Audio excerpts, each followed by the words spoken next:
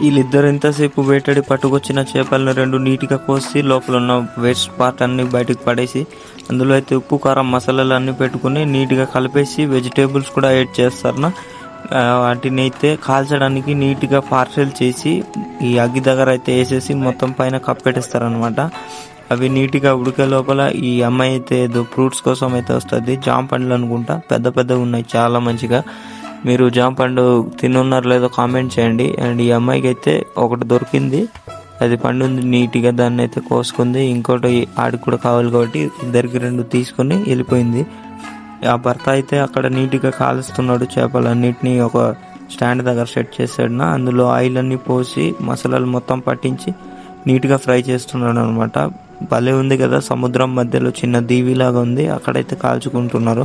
నీట్గా కాలిన తర్వాత మళ్ళీ పైన అయితే వెజిటేబుల్స్ యాడ్ చేసుకున్నారు. నెక్స్ట్ పార్ట్ కోసం సబ్స్క్రైబ్ చేసుకోండి.